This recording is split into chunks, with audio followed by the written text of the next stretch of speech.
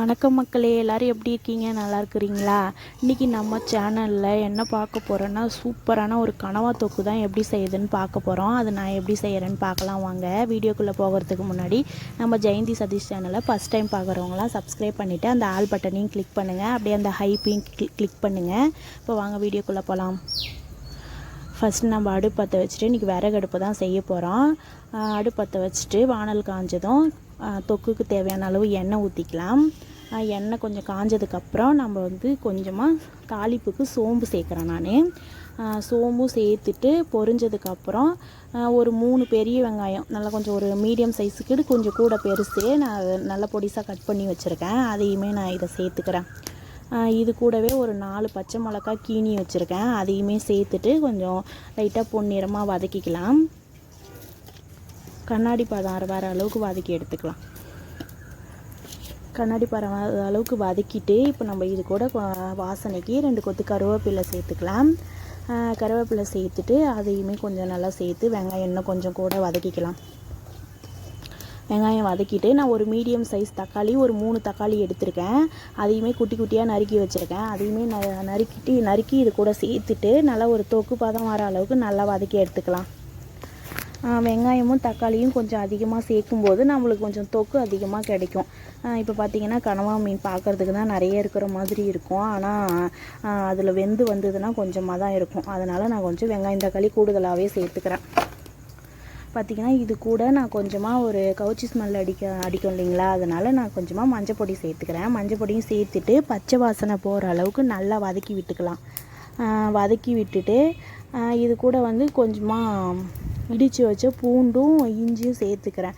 நான் வெங்காயம் வதங்கினதுக்கப்புறமே சேர்க்கணும், நான் சேர்க்குறதுக்கு மறந்துட்டேன். அதனால தான் நான் தக்காளி போட்டதுக்கப்புறம் நான் சேர்க்குறேன். நான் தக்காளியுமே நல்லா வதங்கின பிறகு தான் சேர்த்துருக்கேன். பார்த்திங்கன்னா இஞ்சி பூண்டுமே நல்லா வதங்கிடுச்சு. இப்போ நம்ம கனவா மீன் வந்து நல்லா பொடிசாக கட் பண்ணி நல்லா கழுவிட்டு வச்சுருக்கோம். அதை தான் நம்ம இது கூட சேர்த்துட்டு அந்த மசாலாலாம் இது கூட நல்லா மிக்ஸ் ஆகிற அளவுக்கு ஒரு 2 நிமிஷம் நல்லா கிளறி விட்டுக்கலாம். பார்த்திங்கன்னா கிளறி விட அதுவே தண்ணி விட்டுக்கிட்டே இருக்கும். பார்த்திங்கன்னா இப்போ ஒரு 5 நிமிஷம் ஆயிடுச்சு. 5 நிமிஷத்துக்கு அப்புறம் பார்த்திங்கன்னா கனவா மீன்லே அதிலே விட்ட தண்ணி தான், நான் தண்ணி எதுவுமே சேர்க்கலை. இப்போ இது கூட பார்த்திங்கன்னா உப்பு, காரத்துக்கு தேவையான தனி மிளகாத்தூளும் மல்லிப்பொடி இது மட்டும் சேர்த்துக்கிறேன். நான் மசாலா வேறு எந்த மசாலாவும் நான் சேர்க்கலை. இதெல்லாம் சேர்த்துட்டு பச்சை வாசனை போகிற அளவுக்கு நல்லா மிக்ஸ் பண்ணி விட்டுக்கலாம்.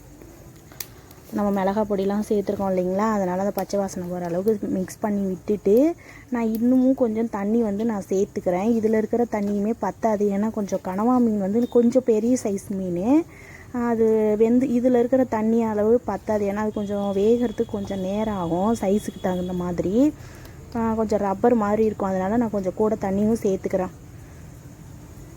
பார்த்திங்கன்னா தண்ணி சேர்த்து நல்லா கலந்து விட்டுட்டு இதை நல்லா வேக வச்சுக்கலாம். தண்ணி நல்லா சுண்டி நல்லா வற்றி வர அளவுக்கு நல்லா வேக வச்சுக்கலாம். தட்டு போட்டு மூடிட்டு நல்லா வேக வச்சுக்கலாம். பார்த்திங்கன்னா நம்ம ஊற்றின தண்ணியெல்லாம் நல்லா வற்றிட்டு நம்ம போட்ட கனவா மீனுமே நல்லா சூப்பராக வெந்துருச்சு. பாருங்கள், கொஞ்சம் நேரத்துலேயே சீக்கிரமாக ரெடி ஆகிடுச்சு. சூப்பரான கனவா மீன் தொக்கு நம்ம வீட்டில் சூப்பராக ரெடி ஆகிடுச்சு. நீங்களாம் எப்படி பண்ணுவீங்கன்னு கமெண்ட் பாக்ஸில் சொல்லுங்கள். நான் இப்படி தான் பண்ணுவேன், சிம்பிளாக சும்மா எல்லா மசாலாவும் சேர்த்து அந்த மாதிரிலாம் பண்ண மாட்டேன். நம்ம வீட்டில் இருக்கிற மசாலா வச்சே நான் பண்ணிவிடுவேன். பார்த்திங்கன்னா இது கூட கடைசியாக நம்ம கொத்தமல்லி தழை தூவிக்கலாம். அதுக்கு வந்து இது நம்ம வீட்லேயே நான் கொத்தமல்லி விதை போட்டு வச்சுருக்கேன். அதோடைய கொத்தமல்லி தான் இது. இதில் கொஞ்சமாக பறிச்சிட்டு நல்லா தண்ணியில் நல்லா கழுவிட்டு நம்ம தொக்கு கூட சேர்த்துக்கலாம்.